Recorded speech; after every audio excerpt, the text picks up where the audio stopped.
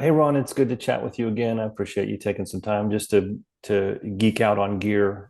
I've been able to spend a little bit of time with the full English and I got to shoot a little demo video of some of the sounds and stuff. One of the first things that struck me about it was how easy it is to program. In terms of a user interface, what problems were you trying to solve and what was your motivation? What were your considerations when you were designing how to program this and the button layout, stuff like that? What were you thinking? First of all, it's an effect pedal, so we wanted it to function like any other effect pedal that you'd want. I wanted to keep it as simple as possible. Just want this to be usable and be able to get sounds really quickly and save them and just, try to be as simple as possible and kind of stay out of the player's way and just, make it easy for people is really the goal. That is one of the things that is kind of masterful about this is that you and I have had some side chats about some of your other products and there really are multi levels or multi layers of usage. You really could just approach this thing as an overdrive, with an on and an off switch, set your favorite sound. It's like that could be my one sound, turn it off, turn it on, turn it off, turn it off, and it's just like lots of other great sounding overdrives on the planet. But I think one of the things, again, for any of the viewers or people who have not had experience playing with the full English just yet, the second pedal, right, or the second button just gets you through your four different presets right there. So two, three, four. And you're seeing that the actual version, the flavor of Overdrive is changing around that circle right there. So it's basically the different sounds that I have plugged in. You'll see that this is the on and off. So I can actually scroll through my different sounds without the pedal turned on, so I can set up for whatever the next part of the song or the next song is going to be, turn it on and off. I can also have it on and scroll through stuff in real time. It's gapless switching, so it's an analog pedal, so it's not like you have a 1 or 2 second delay going from different overdrive sounds or anything. And you'll see that the pedal right here is red. So if I decide that I'm going to change any of my settings, that green LED tells me that it's been edited. Once I get my new sound that I like, I'm just going to hold the flavor selector. It's going to blink. And now that's set up as my fourth button. And it's actually not just four presets, it's eight, because if I hit both pedals at once, I go to the green bank and now I've got four banks of green.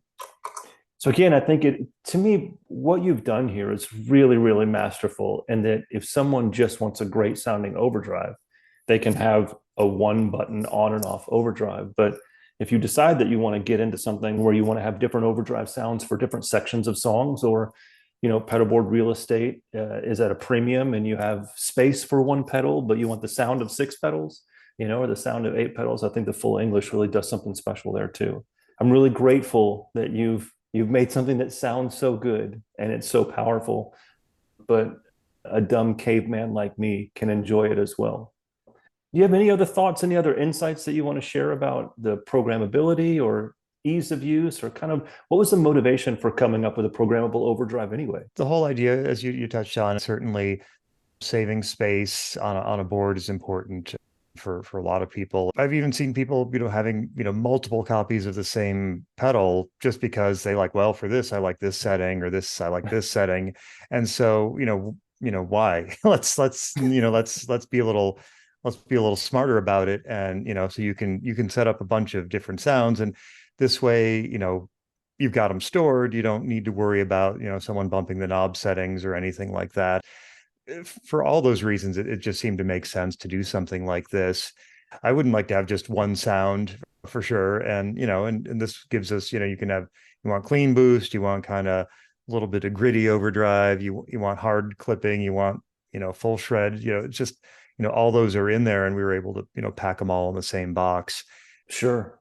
I've actually played a couple of gigs with it already. And on one gig, I switched back and forth between a Fender Strat that's really, really bright and a Tom Anderson that is a little bit darker and more woody sounding. So being able to have multiple versions of one overdrive pedal on the same board to be able to go to something brighter or something darker to accommodate the guitar without having to add multiple pedals, I found really, really awesome.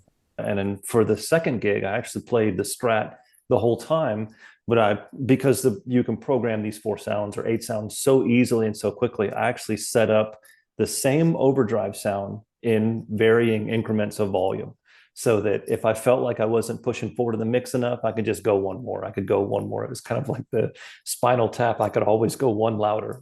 That was one louder. Right. So Exactly. I had my presets set up that were basically the same sound, but I just had the volume turned up a little bit more each time. So, I felt like, if I was doing too much, I could scroll back and get down to something quieter. So it really is masterful. It's as robust as it needs to be, but it's also as simple as it needs to be too. I appreciate the time, and y'all should check out. That's the full English. And it's really, I would argue, it's one of the best sounding overdrive pedals.